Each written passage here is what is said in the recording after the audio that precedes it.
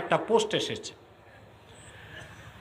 Women's affairs reform commission submitted its report to chief adviser professor Yunus.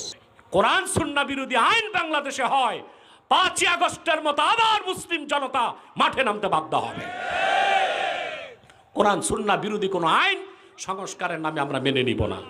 রাজি আছেন? কারা কারা রাজি আছেন হাত তুলে দেখান।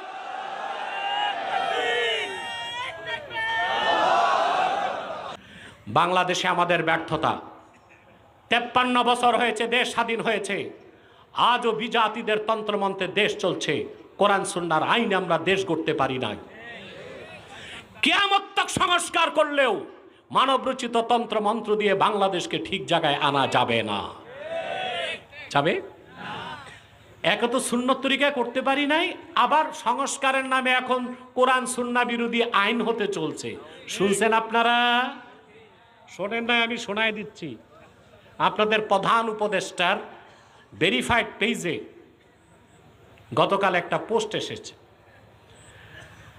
Women's affairs reform commission submitted its report to chief adviser professor Yunus at the guest house Jamuna on Saturday.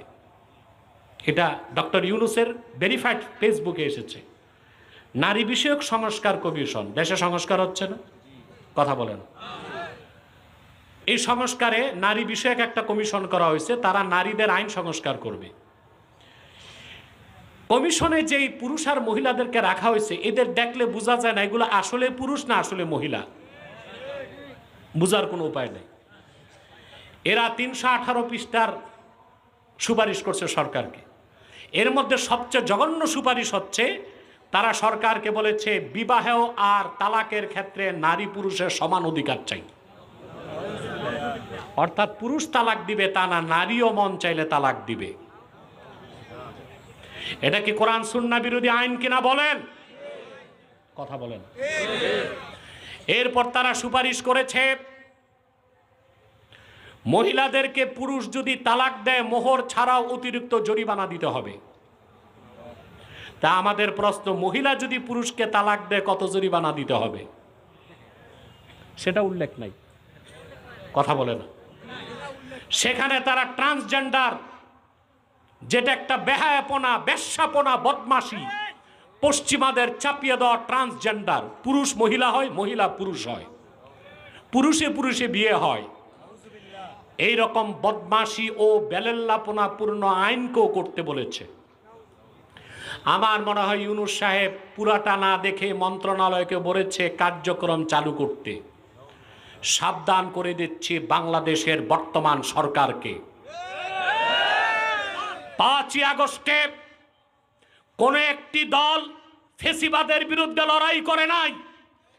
মাদ্রাসা, কওমি মাদ্রাসার ছাত্ররা রক্ত দিয়েছে, আলিয়া মাদ্রাসার ছাত্র রক্ত দিয়েছে, হেফাজতের সন্তানরা, জামাতের সন্তানরা, বিএনপির সন্তানরা, সকল দলমতের মানুষ রক্ত দিয়েছে। এমন একটি বাংলাদেশ চাই যে দেশে মুসলমানদের অধিকার সংরক্ষিত হবে। আগে সরকার ভাগাইছেন কেন?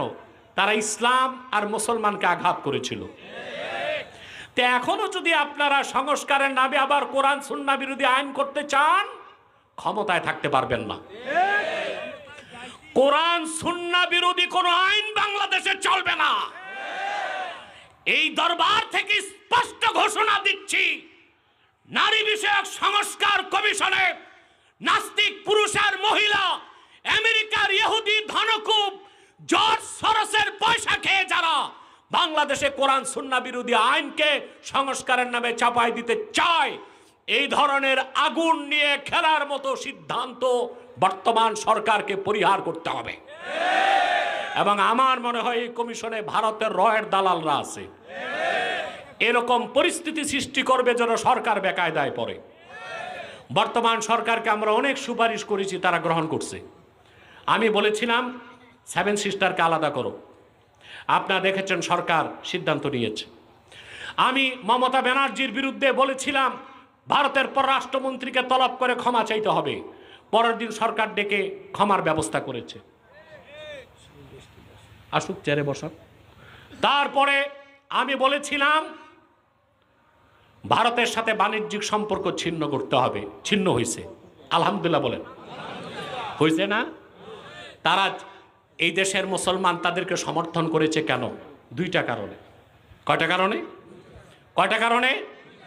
তার এক নাম্বার কারণ হচ্ছে বর্তমান সরকার ভারতীয় আধিপত্যবাদের বিরুদ্ধে মজবুত। 16 বছর ভারত যে আধিপত্য চালু করেছিল বাংলাদেশে, অন্যায়ভাবে এদেশের সমস্ত প্রতিষ্ঠানকে অকার্যকর করার চেষ্টা করেছিল। বর্তমানে যারা ক্ষমতায় আছে ভারতীয় আধিপত্যবাদের বিরুদ্ধে তারা শক্ত অবস্থান নিয়েছে। আর দুই, যারা এদেশের মানুষকে জুলুম করেছে তাদের শাস্তির ব্যবস্থা হাতে নিয়েছে। এই জন্যই কিন্তু দলমত নির্বিশেষে সবাই তাদেরকে সমর্থন করে। কিন্তু ঘাপটি মেরে থাকা সিআইএর এজেন্ট, রয়ের এজেন্ট আর ব্রাক বিশ্ববিদ্যালয়ের কিছু পথ ভ্রষ্ট প্রফেসর, শিক্ষক শিক্ষিকার প্ররোচনায় যদি কোরআন সুন্নাহ বিরোধী আইন বাংলাদেশে হয়, 5ই আগস্টের মতো আবার মুসলিম জনতা মাঠে নামতে বাধ্য হবে। কোরআন সুন্নাহ বিরোধী কোনো আইন সংস্কারের নামে আমরা মেনে নিব না। রাজি আছেন? কারা কারা রাজি আছেন হাত তুলে দেখান।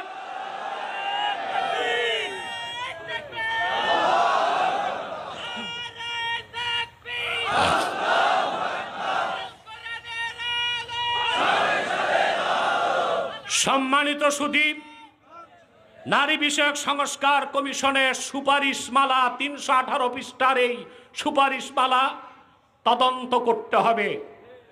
আর সেই সার্চিং কমিটিতে দেশের সেরা আলেমদেরকে রাখতে হবে। কোরআন ও সুন্নাহ বিরোধী এবং বাংলাদেশের সংস্কৃতি বিরোধী যা আছে তা বাদ দিতে হবে। ওইটা ছাড়া কোনো সংস্কার আমরা মেনে নিব না। নারী পুরুষ কোনোদিন সমান হইতে পারে? কথা বলে না। সৃষ্টিগতভাবেই আল্লাহ নারী আর পুরুষকে পার্থক্য করছেন। নারী পুরুষ যদি সব জায়গায় সমান অধিকার চাও, তো মহিলারা পেটে বাচ্চা নাই, পুরুষ এটা কেমনে করবে? কথা বলেন। আপনারা দেখছেন ডক্টর জাফরুল্লাহর সাথে আমার একটা ডিবেট, কথা বলেন, সেখানে আমি ফিজিক্যালি, সাইকোলজিক্যালি, সায়েন্টিফিকলি 25টা পার্থক্য দেখিয়েছে নারী আর পুরুষের মধ্যে। আল্লাহ সৃষ্টিগতভাবেই পার্থক্য রাখছেন, অতএব কোনোদিন নারী আর পুরুষ সমান হইতে। বিজ্ঞান দেখেছে একজন প্রাপ্ত বয়স্ক পুরুষের মাথায় মগজের পরিমাণ 60 ড্রাম। এটা পানির ড্রাম না, আউন্সের মতো। কত ড্রাম? আর প্রাপ্ত বয়স্ক একজন নারীর মাথায় মগজের পরিমাণ মাত্র 40 ড্রাম। তো সৃষ্টিগতভাবে তো 20 ড্রাম কম, মগজেই তো কম। তেজ কোনোদিনও সেই নারী আর পুরুষ সমান হতে পারে না। পারে? আচ্ছা, পৃথিবীতে নারী পুরুষের সমান অধিকার সবচেয়ে বেশি চায় কোন দেশ বলেন তো? আমেরিকা। জোরে বলেন। আমেরিকা। সেই আমেরিকাতে গণতন্ত্রের বয়স হয়েছে 218 বছর। কত? বাংলাদেশে গণতন্ত্রের বয়স কত? 50 বছর। অনেক স্বৈর শাসনও তো ছিল, ওগুলোতে আর গণতন্ত্র বলা যায় না। 50 বছর ধরেন। বাংলাদেশে গণতন্ত্রের বয়স মাত্র 50 বছর, আর আমেরিকায় গণতন্ত্রের বয়স পার হয়েছে 218 বছর। কত বছর? 218 বছর। বর্তমান যে প্রেসিডেন্ট আছে নাম কি বলেন তো? ট্রাম্প না ড্রাম? হ্যাঁ, ট্রাম্প না ড্রাম? একেবারে বেকুফ টাইপের একলা পাগলাটে প্রেসিডেন্ট, ঠিক না? আমেরিকায় গণতন্ত্রের বয়স কত?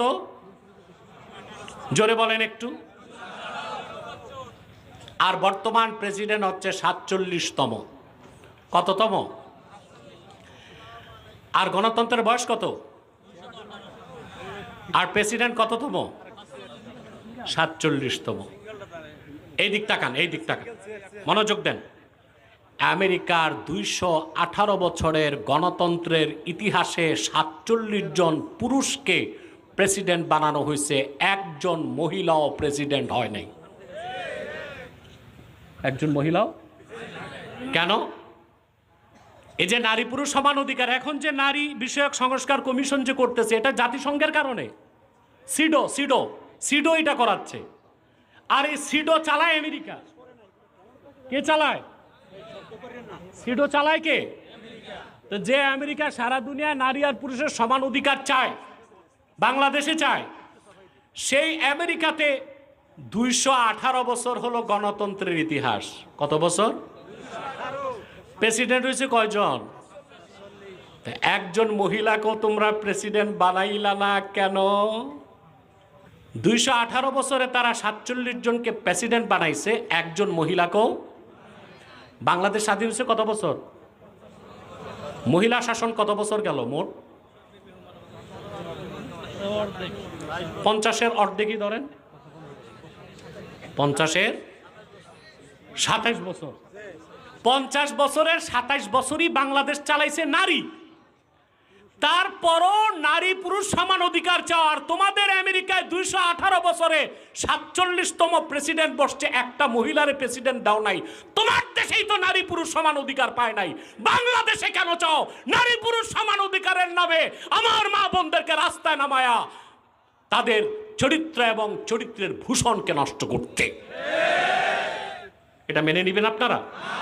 কোনোদিন নারী আর পুরুষ সমান হতে আমরা, ইসলাম আমাদের শিখিয়েছে কিছু ক্ষেত্রে পুরুষের অধিকার বেশি, কিছু ক্ষেত্রে নারীর অধিকার সুবহানাল্লাহ। সব ক্ষেত্রে নারীর চেয়ে পুরুষের অধিকার বেশি নয়, সব ক্ষেত্রে পুরুষের চেয়ে নারীর অধিকার বেশি নয়, কিন্তু সৃষ্টিগতভাবেই আল্লাহ পুরুষকে করেছেন কর্তৃত্বশীল। আর রিজালু কাওয়ামুনা আলান নিসা, সব সময় পুরুষরাই নারীদের উপর কর্তৃত্ব করবে। তাহলে নারী পুরুষ সমান অধিকার এটা মানতে পারি না। আর নারী বিষয়ক সংস্কার কমিশন বলতেছে সব ক্ষেত্রে নারী পুরুষকে সমান অধিকার দিতে হবে। তারা সরকারকে সুপারিশ করেছে 600 আসন চায়। কত সংসদে? এখন আছে কত? 300। 600 চায়, অর্থাৎ অর্ধেক নারী অর্ধেক পুরুষ। তাই আবার সংরক্ষিত আসন চাও কেন? কথা বলে না। আমরা চাই বর্তমান সরকার কোরআন সুন্নাহ বিরোধী কোনো আইন করতে পারবে না। আমরা জীবনের সকল ক্ষেত্রে সুন্নাহের অনুসরণ করতে চাই। এখন বাংলাদেশে বিভিন্ন মতবাদের মানুষ আছে, থাকুক, কিন্তু ইসলাম বিরোধী কোনো মতবাদকে রাষ্ট্রীয় পৃষ্ঠপোষকতায় প্রতিষ্ঠিত হতে দেওয়া যাবে